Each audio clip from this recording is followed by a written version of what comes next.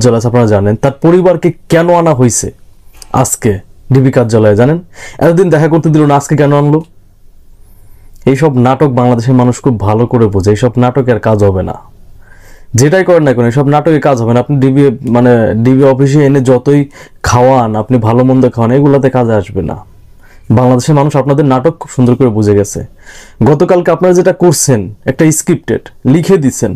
আমি আপনাদেরকে একটা জিনিস দেখাই, আপনারা এই বোনটার হাতের দিকে খেয়াল করেন। প্রথমে কিন্তু বোনটা পেপারের দিকে তাকাইছিল, পরে যখন হাতে এমন এমন করতে দেখেন, হাতে টাচ করতেছে, তখন কিন্তু ক্যামেরার দিকে তাকাইছে। তার মানে বোঝাইছে যে ফোকাস, তার দিকে ফোকাস দিতে বলতেছে। পরে সে কি বলছে, এরকম লেখা দেখাইছে, দেখছেন? আর এদিকে যে আপনার এই যে ছেলেটাতে এই যে দেখাইছে, বন্দুকের নল দেখাইছে, এভাবে ধরে রাখছে, দেখছেন? তো মেন কথা হচ্ছে এটা একদম জোর করে দেওয়া হয়েছে। আজকে আবার তার পরিবারকে আনা হয়েছে, তাদেরকে তো ক্যামেরার সামনে আনতে পারতেছে না। তার পরিবারকে কেন আনা হয়েছে? পরিবারকে বলছে যে তারা ভালো আছে, হ্যান ত্যান, এগুলো নাটক। এতদিন কেন দেখতে দিলেন না? পরিবারকে আসতে দিলেন না? গতকালকে তো শিক্ষকরা আসছিল, তাদেরকে তো দেখা করতে দেন নাই। তাদের ইউনিভার্সিটির শিক্ষকরা আসছিল, তাদের সাথে দেখা করতে দেন নাই, কিন্তু আজকে তাদের সাথে দেখা করতেছেন। এত কিছু করে আপনাদের কি পতন ঠেকাইতে পারবেন? পারবেন না। তার আগে আমি বিএনপি কে কিছু বলতে চাই। ভাই, আমি একজন বিএনপি পরিবারের সন্তান, আমার রক্তের সাথে বিএনপি মিশা, কিন্তু এই বিএনপিকে আসলে এখন আমার গালি দিতে মন চায় তাদের কিছু কার্যকলাপে। ঢাকাতে বসে আমার পরিচিত অনেক লোক ঢাকাতে বসে পোস্ট করতেছে যে এইখানে আন্দোলনের নামছে ছাত্ররা, এইখানে আন্দোলন। তোমরা কি বাল হালাইতেছো? তোমরা হাতে চুরি করে বসে থাকো। হ্যাঁ, তোমাদের ক্ষমতা একেবারে তোমাদের করে একদম রাজকীয় মুটুক পড়াই দেবে ছাত্ররা। গুলি খেয়ে মরলো ছাত্ররা, তোমরা কি করতেছো? তাদেরকে সাহায্য করতেছো? যাও না রে ভাই। হ্যাঁ, সারা বাংলাদেশে কি ছাত্র দলের নেতাকর্মী অভাব আছে?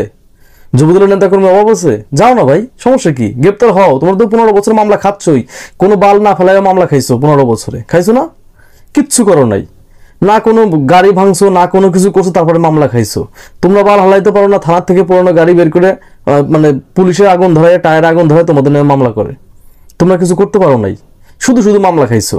গরু চোরের মামলা, মাছ চুরির মামলা, গাড়ি ভাঙা মামলা, ময়লার ট্রাকের মামলা, সব মামলা খাইছো, কিচ্ছু করতে পারো নাই। কারণ তোমরা যদি কিছু না করতে পারো, সে তো করবে, সরকার তোমাদের দমন করার জন্য কিছু করতে হবে। হ্যাঁ, তোমরা যে ফেসবুকে আইসা পোস্ট করো, তোমাদের পোস্ট করার সময় এটা? তোমাদের বালের পোস্ট দেখার জন্য কেউ বসে থাকে না, এটা মাথায় রাখতে হবে। তুমি ঢাকাতে আসো, তুমি এলাকাতে আসো, তুমি এলাকাতে আন্দোলন করো, 10 জন নিয়ে আন্দোলন করো। এক জায়গায় জায়গায় 10 জন নিয়ে যদি আন্দোলন হয়, তাদের সাথে সাধারণ জনগণ আসবে, মনে করবে না আন্দোলন হইতেছে। তোমরা চুরি পয়সা বৈশা থেকে বাসায় বসে পোস্ট করো না, বাল হালাবা তোমরা মিয়া। বুঝতে পারছো? তোমরা বাল হালাবা, তোমরা কোনো বালও ফেলাইতে পারবা না। তোমরা শুধু এই জনগণের ভাগ্য নিয়ে খেলবা। হ্যাঁ, কথাগুলো বলতেছে এই জন্য রাগের জায়গা থেকে, মানে ওকে ডাক একটা দিয়ে বসে রয়েছে, কোনো কার্যক্রম কোনো কিছু নেই। সাধারণ শিক্ষার্থীর সাথে মিশে যাও না, তাদের সাথে আন্দোলন করো, সমস্যা কি? গ্রেপ্তার হও। গ্রেপ্তার জীবনে কম হইছো? 15 বছর গ্রেপ্তার কম হইছো? হও না, সাধারণ শিক্ষার্থীর সাথে মিশে যাও, শিক্ষার্থী হয়ে যাও। তোমার দলীয় সিদ্ধান্তের অপেক্ষা কেন থাকতে হবে? তোমাকে বিএনপি থেকে কি বালা হলো, তুমি সেটা অপেক্ষায় বসে আছো? হ্যাঁ, এই অপেক্ষায় বসে থাকতে থাকতে না সময় চলে যাবে, আর ওই গদি আরো মজবুত হয়ে যাবে। শেখ হাসিনা তোমাদের ব্রেন্ড রাজনীতি করে, সে তার ব্রেন্ড রাজনীতি করে। বুঝতে পারছো? আজকে কিন্তু গুলি করে নাই, দেখলাম লাঠি দিয়ে পেটাইতেছে, কাউকে গুলি করে নাই। তো ভাই, ওরা তো আন্দোলন করতেছে মাত্র কয়জন? 50 জন 100 জন মানুষ এক আন্দোলন করতেছে। 50 জন 100 জন মানুষ তো পুলিশ লাঠি দিয়ে পিটাই উঠাই দিতে পারে। জানো, তাদের সাথে এক হও, আন্দোলন করো, সমস্যা কি? এই যে শিক্ষার্থীরা যে আন্দোলন করতেছে, এই শিক্ষার্থীরা কি তোমার ক্ষমতা কি তারা ভোগ করবে? হ্যাঁ, এই শিক্ষার্থীকে তোমার কাছে বলবে যে পদ দাও আমারে, আমি বিএনপির পদ চাই? বলবে কখনো? কখনো বলবে না। তারা আন্দোলন করতেছে সাধারণ জনগণের অধিকার আদায়ের জন্য। তারা আন্দোলন করতেছে সুন্দর একটা বাংলাদেশ গড়ার জন্য, যেখানে কোনো বৈষম্য থাকবে না। বুঝতে পারছেন? এইটাতে আপনাদের যদি এক না হইতে পারেন, আপনারা যদি মাঠে না যাইতে পারেন, আপনারা যদি ফেসবুকে সীমাবদ্ধ থাকেন, এই আন্দোলন ফেসবুকেই থেকে যাবে, কখনো গণভবন পর্যন্ত পৌঁছাবে না। আমি শুধু চ্যালেঞ্জ করে বলতে পারি, লিখে রাখতে পারেন। লিখে রাখতে পারেন। বড় বড় নেতারা বৈশা হোটেলে বৈশা পোস্ট করতেছে, অমুক জায়গা আন্দোলন হতেছে। এবার তুই কয়জন নেতা কর্মী পাঠাইছিস ওই জায়গা? তোর দলের ছাত্র দলের কয়জন নেতারা পাঠাইছিস ওই জায়গা? ছাত্র দলের নেতা কর্মী কম আছে সারা বাংলাদেশে? এখনো ঘরে বসায় কেন রাখছোস? বালের রাজনীতি করো। নিজেরা তো পচ্ছ বাংলাদেশের জনগণের ভাগ্য নিয়ে খেলা করছো।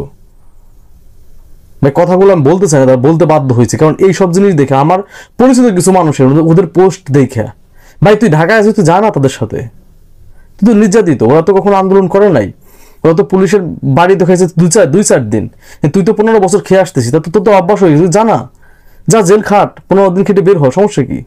জেল খাটতেছিস রেগুলার। কারে বলবো ভাই এগুলা কথা? শোনার মতো কেউ আছে? কেউ শোনার মতো নাই কারো, মানে কাকে বলবো কথা? কেউ শুনবে না, এক কান্দে শুনবে, এক কান্দে বের করে দিবে। খুব মিজাজ গরম হয়েছে ভাই আজকে আন্দোলন মানে দেখে, যে কি পরিমাণ মাথা গরম হয়েছে বোঝাইতে পারবো না। যাই হোক, এখন ডিসি হারুন সাহেব যে পরিবার নিয়ে আসছে, এনে সবাইকে আপ্যায়ন করাইছে, আসলে তারা যে স্টেটমেন্ট আছে সেটাও যে এক প্রকার চাপে, এটা আসলে তাদের ফেসের দিকে তাকাইলেও বোঝা যায়।